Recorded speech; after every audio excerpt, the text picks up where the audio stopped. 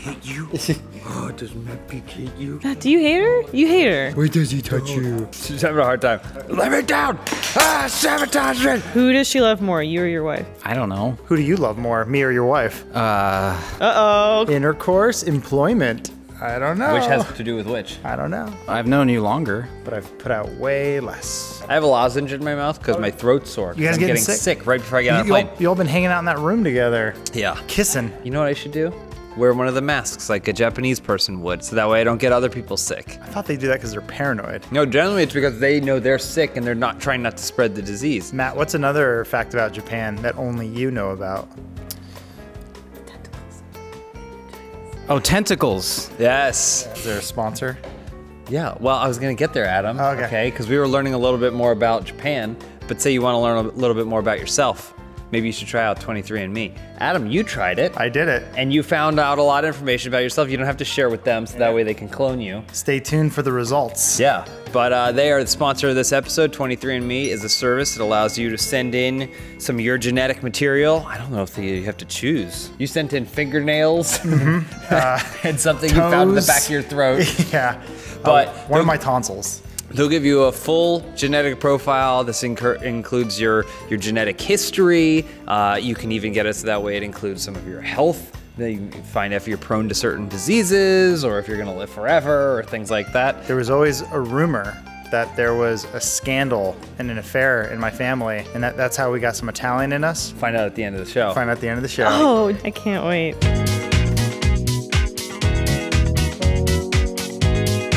Hey, your first question this week comes from Ithacan. You just graduated from cosmetology school. What do you do with each other's hair? I can peek the Michael Jackson Pepsi commercial. When he burst into flames? Yeah, it's great. Yeah, maybe he's working the set. He leans a little too close to a light. He's like, I want more oil in my hair. Put more oil in No, it. Michael, it's too much. It's not oily enough. No, we What's can't. the worst that could go wrong? A few things. Can't remember. I'm just imagining I have product in it, so it goes. That's what happened to Michael Jackson? It's pretty easy. So imagine Michael Jackson. Now imagine him with hair. Now imagine that hair on fire. Got it. I'd like to post Malone, Elise. So what's his hair like? He's got like I think he's got like tiny dreads or something. Little dreaded Yeah. hair braid thing. Yeah, and then also some tattoos on your face. Just fuck your shit up. Matt, are you a big Post Malone fan? I don't know. He's a Karl what that Malone is. fan. Postman. Yeah, he's Karl Malone's son. Oh. Karl Malone, wait, Karl Malone was the postman because he delivered hoops, right? Yeah. But Post Malone, did he just take it from Karl Malone? Huh? I didn't. That's like if I was a rapper called Glide Drexler, which is a good rapper's name, by the way. That's not the character from True Romance. Is it? I thought that was Gary Oldman's character, who looks like Post Malone. I think samurai top knots were the coolest hairstyle in the history of time, and I think we should bring back samurai top knots because you have to maintain that. Yeah. They got thick heads of hair, but they shave it all the way down every single day so that way they can have one thing going up Yeah. at the top that they tie into a bow. Bruce has already done it. Bruce has done it, and it looked great. It's my favorite hairstyle that he's ever had. Hey audience, what's your favorite culture that Bruce has appropriated?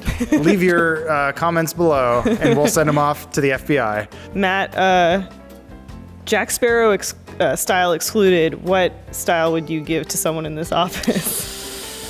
Everyone in this office has better hair than me, so I kind of already aspire. I mean, you guys keep it up better. Mine's a mess. I need to. No, it's got a gentle wave. Yeah. I'm sorry, did you wake up that way? You look like you look like you woke up on the beach, but after like having sex all night.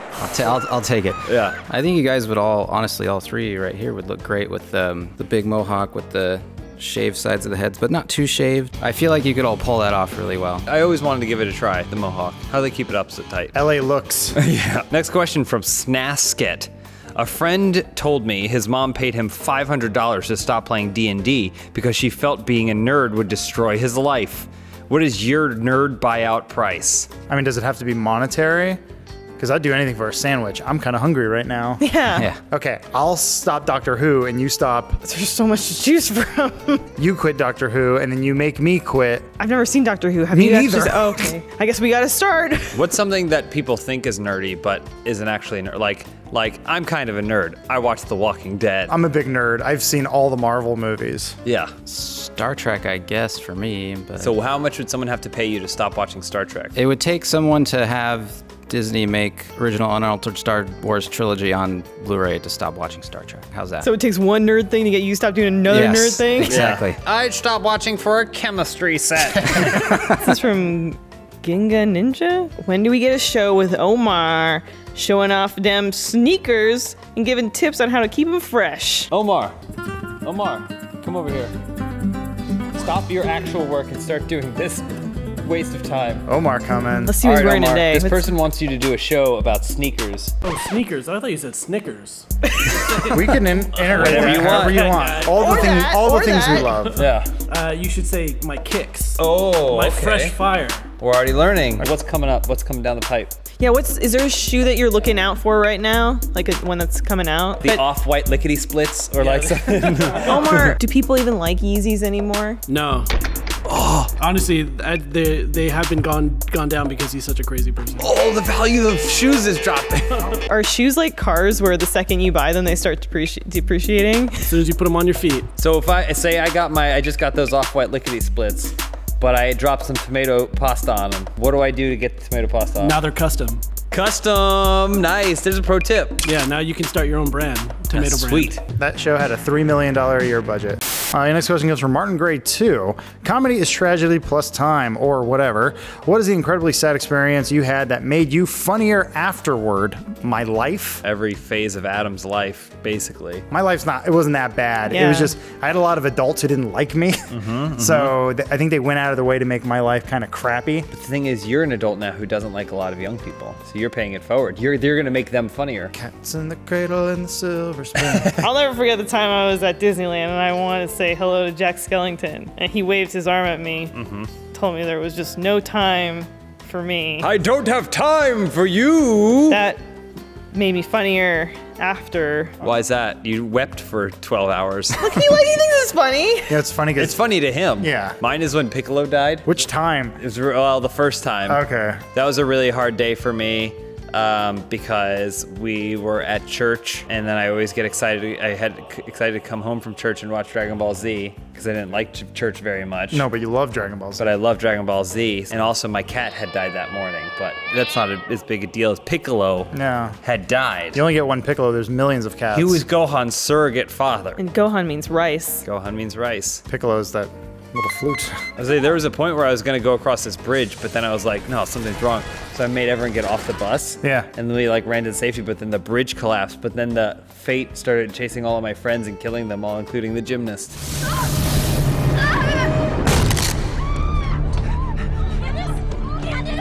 I should watch Mothman Prophecies again. I have it on DVD if you want to borrow it. Matt, was there something that happened to you when you got Mothman Prophecies on DVD that changed your life? Yes, it made me search on the internet for other Mothman stories in real life.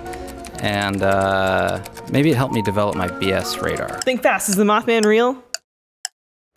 Yes. Movies based on true story. Legally, they can't put that on the poster. Final question from Hetzig. A letter arrives to Jacob stating that he's inherited a mansion. Little does he know the Funhaus team is behind it and will set up spooky traps for him. What will your signature spook be? Well, what do we know about Jacob that scares him? Things that cover his shins I was and gonna ankles. say pants that go all the way down. Yeah. Jacob, Why is he making a propeller sound? careful, trash can. What scares you the most? Loneliness, the dark, spiders, falling from a great height, railless stairs. That's it, railless stairs. All right. So what we if can work with a that. trap in the Jacob's haunted house is all the stairs don't have railings, but then they turn to slides at any point? Down into a dark pit that's filled with spiders. Have you ever seen Mothman Prophecies? No. I got it on DVD. I'll let you borrow it. No, you don't. That's no. That's Peak's trap. He lets him borrow Mothman Prophecies. But yeah, you have to come over and watch it with him. Yeah. Stop trying to get rid of the curse. Oh, spooky. I know Jacob hates shirts that don't have his gamer tag from Destiny on it. Which gamer tag though? I've got shirts with different gamer tags on them. I don't know, Chat Snap or whatever you go by. That's no. What does the RW stand for in RW Pickle Chips? Oh, Ralph Waldo.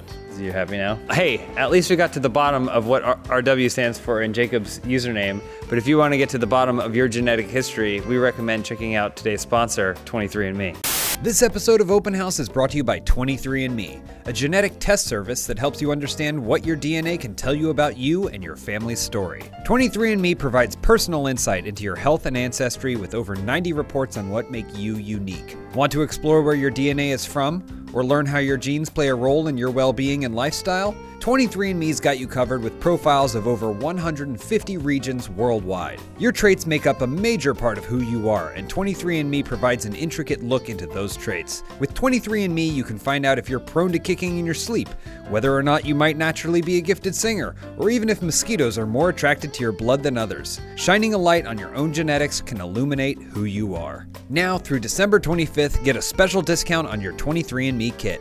Order your DNA kit at 23andme.com/openhouse. That's the number 23andme.com/openhouse. Get to the bottom of your DNA today. I just remember one time my mom told me, she says, you know, there's a rumor that there was an affair in the family, and that's why there's some Italian. I said, really? And I sent it. I always thought I was mostly Eastern European and Czechoslovakian because I take after my dad's looks, that's his side. But genetically, I'm mostly Irish and English. Top of the morning to ya. I can do that now because those are my people. I'm from that town the Mothman's from. Putting the spores out there. Sometimes there's a sound, but not always. The comedy to a fart, as we know from Bruce, is the sound it makes. Can you get an ass implant for a dog to give it flabby butt cheeks so it does make a really rapidy-tappity fart? Probably. And I'm gonna install a human ass onto a dog so that it can fart funny. Yes. I was attacked by a monster creature that is indigenous